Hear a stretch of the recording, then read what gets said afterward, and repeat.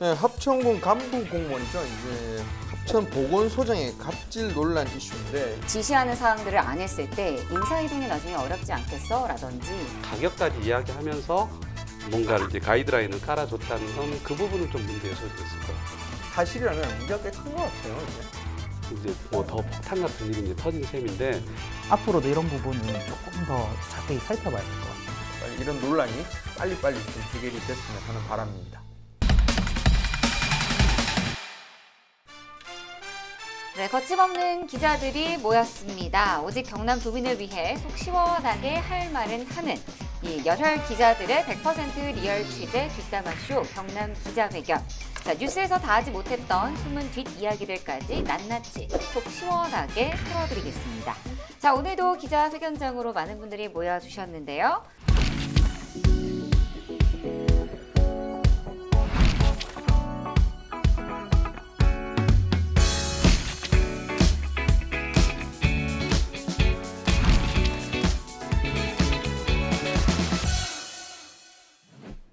저희 바로 본론으로 한번 넘어가 보도록 하겠습니다. 먼저 최근 경남을 뜨겁게 달군 말과 그리고 관심을 끌었던 이슈에 흥미진진한 뒷이야기들까지 사정없이 파헤쳐보는 시간이죠. 기자회견이 뽑은 언박싱. 오늘은 처음으로 제가 준비를 한번 해봤습니다. 기자회견이 뽑은 언박싱 화면으로 먼저 보시죠. 합천군 합천읍에 위치한 합천군 보건소. 최근 이곳에서 보건소장의 갑질 의혹이 제기됐습니다. 전국 공무원 노조 합천군 지부가 피해 사례를 취합한 결과 보건소장이 공식석상에서 특정 직원에게 인신공격성 발언을 하는가 하면 인사이동을 거론하며 괴롭히는 일도 적지 않았습니다. 네, 합천군 간부 공무원이죠. 이제 합천 보건소장의 갑질 논란 이슈인데 이 내용을 좀 보도 나온 걸 보면 이게 인신 공격성 발언을 했다 이렇게 얘기가 나오던데 어느 정도길래 이런 문제가 불거진 겁니까? 일단 어떤 인신공격성 발언들이 나왔느냐라고 이제 보도가 되고 뉴스화가 되게 되면은 직원이 특정이 되기 때문에 그 직원의 입장에서 그런 발언들은 자세하게는 이야기를 안 했으면 좋겠다. 그런 것은 공론화가 되지 않았으면 좋겠다라고 일단 이야기를 하면서 저희가 파악하기가 좀 어려웠고요. 근데 조금 이제 뭉뚱그려서 얘기를 하면 이런 지시하는 사항들을 안 했을 때 인사이동이 나중에 어렵지 않겠어? 라든지 이러한 발언들을 좀 자주 했다라고 저희가 파악을 했고요. 근데 여기서 또 굉장히 신기했던 게 보건소장의 갑질 논란이 되면서 그의 남편, 그러니까 보건소장의 남편 이야기가 계속해서 나오는 걸로 저는 굉장히 신기했었거든요.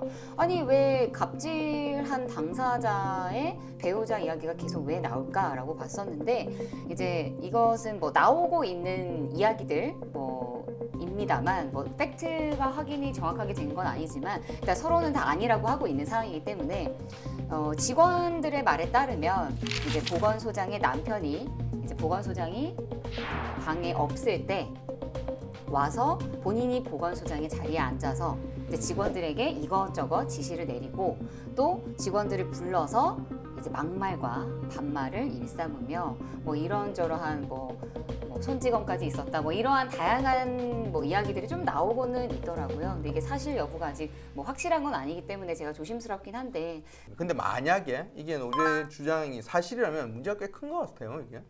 그렇죠. 이게 심각한 거죠. 더구나 지금 그 보건소잖아요. 코로나19 사태 때문에 지금 가장 스트레스를 많이 받아왔고 지금 아직 그 과정 중인데 이런 직원들한테 이제 더 폭탄 같은 일이 이제 터진 셈인데 이 정도 상황이 되면 글쎄요 2차 피해자 이제 발생 안 하려면 결국에는 군수가 뭔가 특단의 그 조치를 내려야 될 것 같은데 실제로 이 공무원 노조에서 보건소장 직위 해제 등 4가지 안건을 가지고 군수에게 지금 강력하게 뭔가 조치를 취해달라고 요구를 한 사람입니다. 지금까지 우리가 얘기했던 거는 대부분 다 이제 노조 쪽 얘기지 않습니까? 그러니까 그쪽 당사자 반대쪽의 입장은 어떻게 되고 있습니까?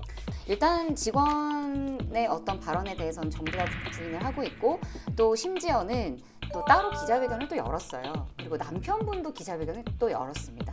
그래서 거기에서 모든 것들은 거짓이고 이건 날 모함하는 것이다. 난 이 자리에서 빼내기 위해서 너네들이 지금 작전을 짜고 모함하는 것이다 라고 밝혔고, 심지어 이 남편분은 이런 모든 과정에 대해서 부군수, 뭐 군청에 있는 여러 이제 간부급 공무원들을 고소고발하겠다라고 밝혔고, 노조 측의 게시판에도 경고성 메시지를 굉장히 많이 남겼어요.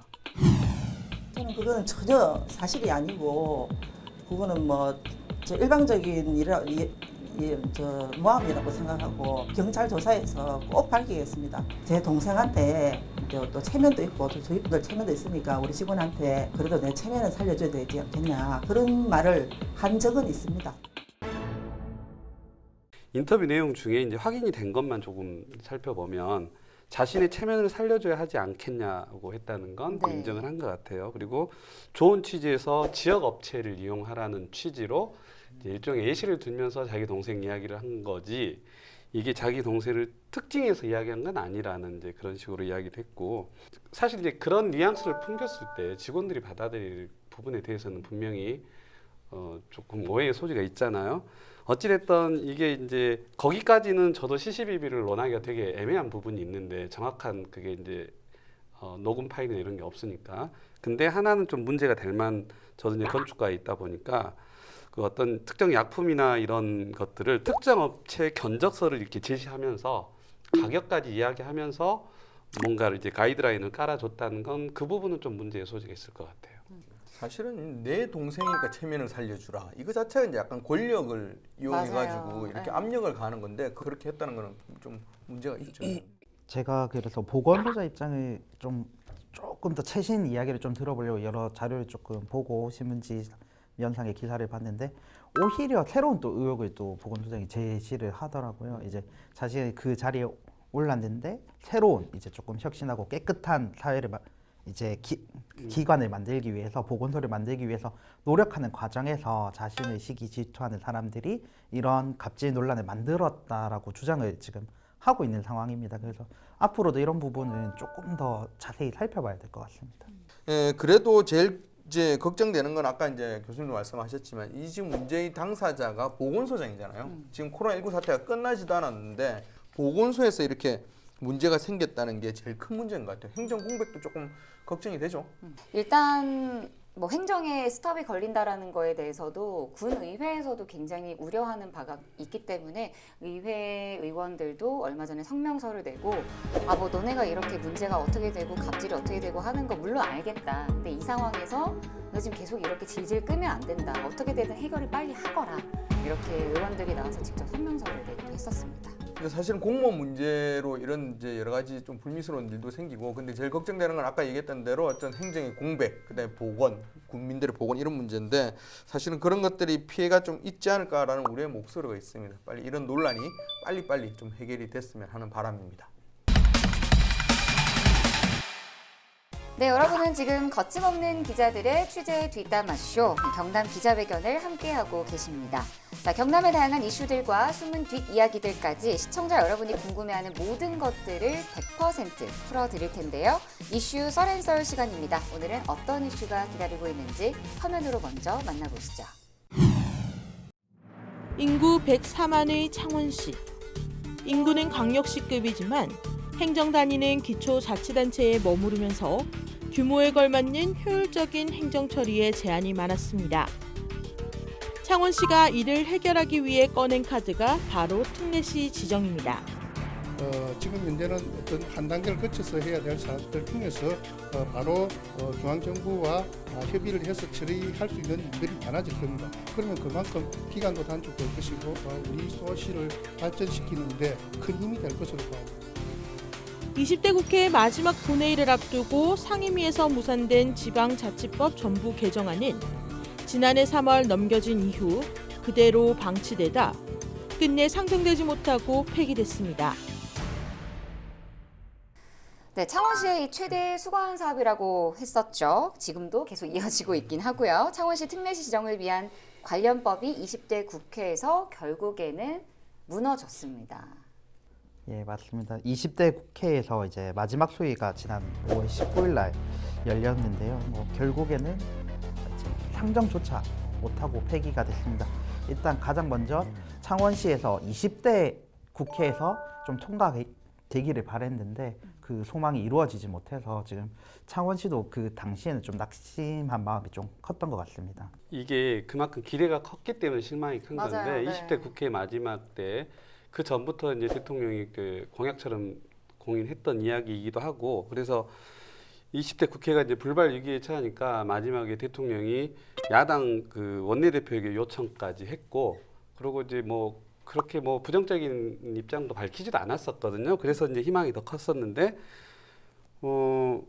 갑자기 이렇게 무산이 되니까 더 이제 속된 말로 멘붕이 된 거죠. 참 어떻게 해석해야 이 될지. 기대가 이제 굉장히 컸죠. 이거 계속 얘기는 지금도 크고. 네. 그래서 이제 5월 19일 지난달 19일이죠. 그때 이제 국회 행정안전위원회 법안 심사 소위가 이제 회의가 열었는데 그 회의장 입구에는 허성무 창원시장뿐만 아니라 이제 인구 100만 이상 이제 이번에 이제 특례시가 될 수 있는 자격을 갖췄던 수원, 용인, 고양시 등 이제 4개 지역 단체장들이 모두 모여가지고 이제 법안 통과를 좀 됐으면 하고 기대를 하고 그렇게 기다리고 있었다고 하더라고요. 그만큼 이제 간절했던 거죠.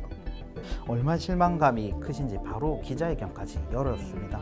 그 같은 자당 의원들까지 어떻게 이렇게 할 수 있느냐, 뭐 이렇게 조금 자치분권에 대한 열망을 조금 짓누른 거 아니냐라는 이야기를 그때 당시 기자회견에서 조금 많이 하셨습니다.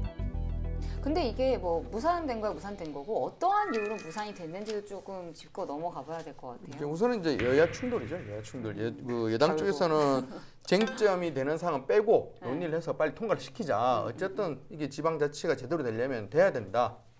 이렇게 해가지고 적극적으로 나서긴 했는데 이제 야당에서는 이제 그 쟁점이 많다. 이게 해결해야 될 것들이 많고 지방 그 정부 그러니까 지자체 간에 좀 의견 조정이 더 돼야 된다. 뭐 아예 이제 틀린 말도 아닌 거죠. 왜냐하면 특례시가 한 곳이 돼버리면 어떤 혜택이라고 할까, 어떤 권한 것들이 늘다 보면 결국 돈하고 결부된 문제도 재정에 대해서 문제가 있기 때문에 제일 크죠. 네. 이제 그런 부분이 다른 그 외 지자체들은 거기에 대해서는 조금 이제 부정적으로 보는 시각이 분명히 있긴 있거든요. 이제 그런 부분 때문에 의견 조정이 더 돼야 된다. 뭐 이런 야당의 입장을 좀 내세우면서 결국은 이제 맞으니까 이게 해결이 안 됐던 거죠. 그 내용을 좀 더 열어보면 이제 지정 인구 기준 수를 이제 문제를 삼았고, 근데 사실은 거의 100만으로 거의 오랫동안 해서 어느 정도 세팅이 된 상태였는데 그 다음에 이제 의회 사무처의 공무원 인사의 독립권을 주느냐 마느냐 이 문제, 그 다음에 보좌진 임용 문제. 사실은 굉장히 소소한 문제들인데 네. 결국은 보면 여야에게 기싸움 맞아요. 때문에 그 의사 표시로서 지금 가장 간절히 원하는 자치분권하고 균형 발전 문제를 이렇게 태클을 건 것 같고요.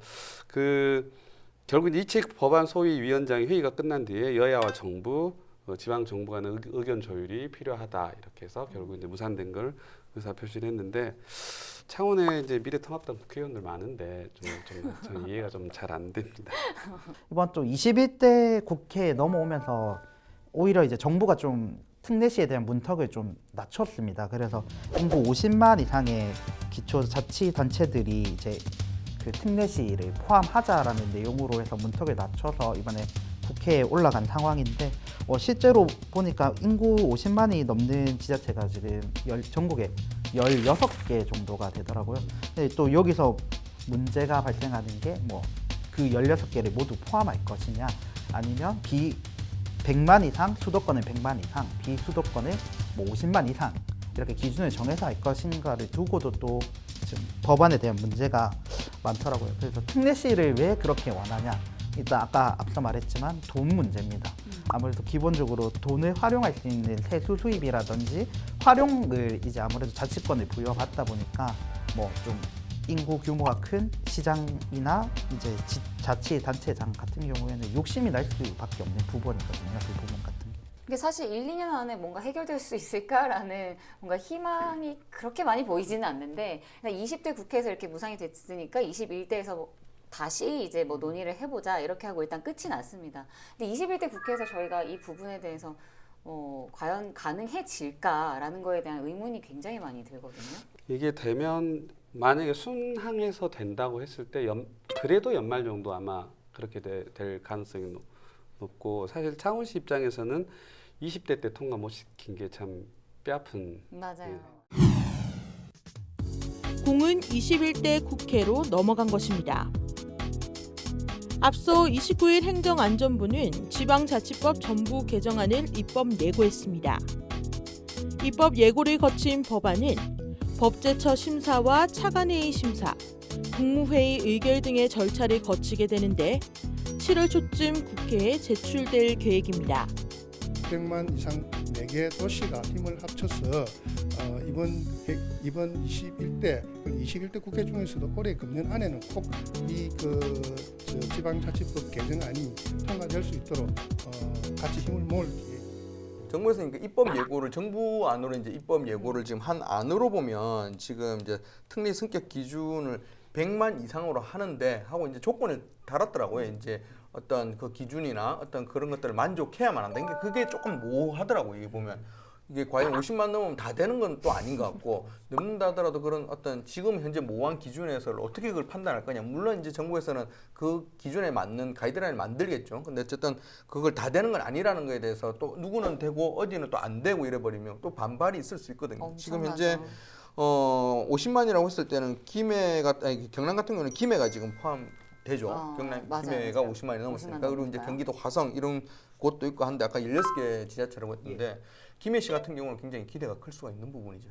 문제는 이제 광역 단위로 넘어가면 큰 문제가 발생을 합니다. 예를 들어 경남도 같은 경우에는 이제 경남도 인구가 340만 정도 되는데 그 중에 3분의 1이 창원에 있고 또 그 다음 순위로 김해가 있습니다. 그 두 지자체가 빠져나가고 세수가 줄어든다. 그러면 그 나머지 지금 유지하고 있는 예산 같은 경우에는 다른 일선 시군에서 다 메워줘야 되는 그런 상황이 발생을 하거든요. 뭐 예를 들어 경기도의 이재명 지사 같은 경우에도 같은 생각을 가지고 있더라고요. 이 지방자치 분권은 존중돼야 되나 그런 전제 조건은 다른 도민들도 이제 고통을 분담받지 않은 범위 내에서 시행을 해야 된다고 하기 때문에 이제 큰 틀에서 합의가 된다고 하더라도 이런 세세한 아까 제가 말씀드렸던 수도권 또 비수도권 50만 이런 기준을 잡아가는 자체가 나중에 또 문제가 될 거라고 보고 있습니다. 사실은 특례시라는 말이 조금 낯선 게 원래는 저희가 알고 있는 제가 어렸을 때는 직할시였어요. 직할시. 직할시. 뭐야 라떼 네. 그 말이야. 직할시요? 있다가 뭐야 직할시? 직할시가 있다가 어느 정도 지나니까 광역시라고 하더라고요. 네. 근데 광역시 이제 인구 기준이 100만이라는 말입니다. 근데 이제 100만 넘는 도시가 생겼음에도 불구하고 광역시가 추가로 늘지를 않았습니다. 그러니까 그게 늘지 않았던 가장 큰 이유가 아까 얘기했던 이제 표 기자가 얘기했던 것처럼 나머지 지역의 돈 재정에 대해서 막대한 이제 타격을 주게 맞아요. 되다 보니까 이거 광역시 더 늘리면 안 되겠다. 그래서 광역시가 늘어나지 않았고 그러면 거기에 대해서 조금 이제 그 부분 보완해서 나온 게 특례시로 알고 있거든요. 그러니까 그런 방금 얘기했던 부분은 충분히 보완할 여지는 있는 것 같습니다. 갖기는. 네, 뭐 특례시 지정에 대한 뭐 창원 시민들의 기대가 큰 거는 저희도 뭐 살로 직접 이렇게 느끼고 있다라고 보면 되는데요. 법안이 뭐 통과되고 또 특례시 지정이 된다면 경남에도 새로운 바람이 불 것이다라고 저희는 예상을 하고 있습니다. 이번 21대 국회에서는 과연 특례시 지정 어떻게 해결될 것이고 나아갈 것인지 한번 지켜보도록 하겠습니다. 자, 이슈설해설에서는 이 창원시 특례시 지정에 관한 이야기를 저희가 한번 쭉 나눠봤는데 각자의 한 줄 평 들어보고 넘어가 보도록 하겠습니다. 자, 오늘은 국장님부터. 제가 이제 생각했던 거는 한 줄 딱 얘기한다면 규모에 맞게 가자. 100만과 지금 어느 특정시를 좀 그 지자체를 얘기하기 그렇지만 인구 3만이 안 되는 지자체가 있습니다. 그래서 사실 그 똑같은 지자체로 권한이 같습니다. 근데 이제 분명히 효율이라는 부분에 대해서는 좀 차이가 좀 있을 필요가 있거든요. 그래서 규모에 맞게 가는 게 필요하다. 그렇게 정리하겠습니다. 네, 그리고 우리 표 기자. 특례시도 결국 통합이다라고 좀 정리를 하고 싶습니다. 특례시가 이제 창원시 입장에서 보면 통합 갈등에서 벌어질 대안으로 나온 거기 때문에 빨리 통합이 되고 빨리 정리가 돼야 국회도 통합이 돼야 또 이 법안이 빨리 처리되지 않겠습니까? 그래서 통합이라고 정리를 하겠습니다. 네, 그리고 먼저 하시기 잘했네요. 거의 하시려고 유사해서. 하셨어요? 아. 네, 껍질뿐인 통합을 결국 그걸 해결할 수 있는 그 특례시밖에 없기 때문에 빨리 조속 해결이 됐으면 좋겠습니다. 네. 저희 기자회견 방송은 동영상 채널을 통해서도 다시 보기 하실 수 있고요. 저희가 전해드린 이슈에 대한 다양한 의견도 남겨주시면 감사하겠습니다. 네, 뜨거운 가슴과 차가운 시선으로 도민 여러분들을 위해서 눈치 보지 않고 속 시원하게 할 말은 하겠습니다. 열혈 기자들이 전해드린 100% 리얼 취재 뒷담화쇼 경남 기자회견 함께해 주신 여러분 너무 감사하고요. 저희가 마지막으로 한번 외치고 또 퇴장을 해야 되겠죠? 다 함께 외쳐볼까요? 거침없는 기자들의 리얼 취재 뒷담화 쇼!